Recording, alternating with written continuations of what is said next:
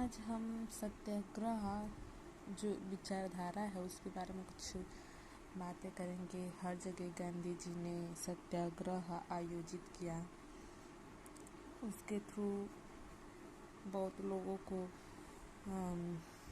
चलिए ठीक है, हम बताते हैं, सब कुछ सही से बताएंगे। महात्मा गांधी जी जब भारत लौटे थे 9 जनवरी को भारत लौटे थे 1915 में। साउथ अफ्रीका से लौटे थे। वहाँ पे साउथ अफ्रीका में एक यहाँ पर भी एक इन्होंने सत्याग्रह आंदोलन आयोजित किया था। फिर वहाँ से आए तो भारत में भी बहुत से जगहों में, भारत के विभिन्न देशों के भागों में, भारत देश के विभिन्न भागों में इन्होंने सत्याग्रह आयोजित किया। उन्होंने 1917 में चंपारण जानते हैं ना कहाँ पड़ता है? चंपारण बिहार में पड़ता है। ठीक, तो वहाँ पे भी एक सत्याग्रह आयोजित किए।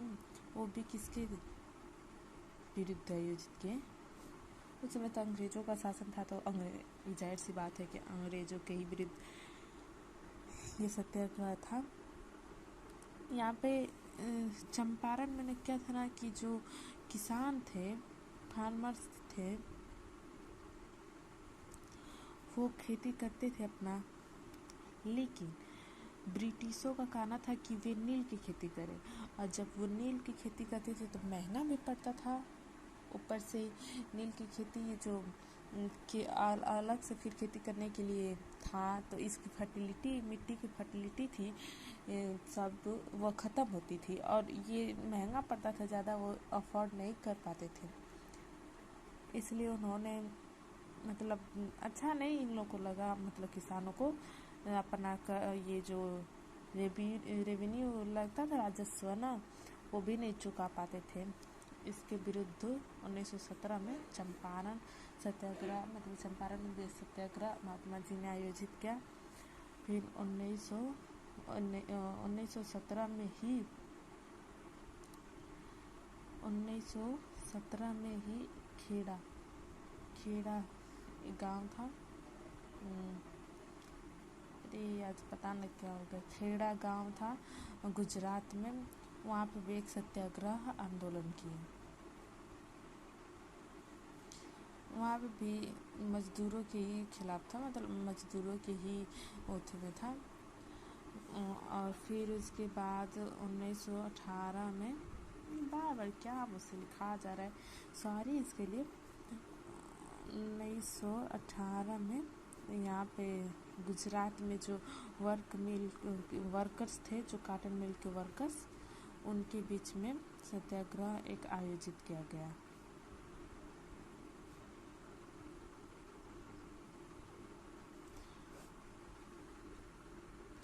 उसके बाद फिर 1919 में इन्होंने आयोजित किया। ये जब रॉलेट एक्ट, ब्रिटिश ने रॉलेट एक्ट मार्च में 1919 मार्च में रॉलेट एक्ट ब्रिटिश ने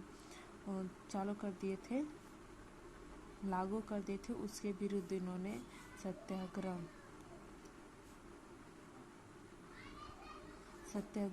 अपनाया था। ये इतने इसके विरोध थे, इतने इंडियंस विरोध थे, फिर भी ब्रिटिशर ने इसे लागू किया। ये जो रॉलेट एक्ट था ना, वो लोगों को, ब्रिटिश लोगों को, गवर्नमेंट को ऐसा एक पावर ऐसे दे दिया था ना कि जो इंडियंस जो विरोधी इतने हैं, इन लोग को बिना किसी सबूत ऐसे ही कैद कर 2 साल तक जेल में रख देना बिना मुकदमा का। फिर इन्होंने सत्याग्रह ये किया। फिर धीरे धीरे सत्याग्रह ये सोचते थे ना कि अहिंसा ना हो, ये सत्याग्रह में अहिंसा था ही नहीं, हिंसा था ही नहीं। ये सत्याग्रह पूरा दम अहिंसा पे आधारित है। ठीक है, हम कल अहिंसा के बारे में कुछ बताएंगे और इसका विचारधारा क्या है, आइडिया ऑफ सत्याग्रह, उसका विचारधारा क्या, हम सब कल बता देंगे।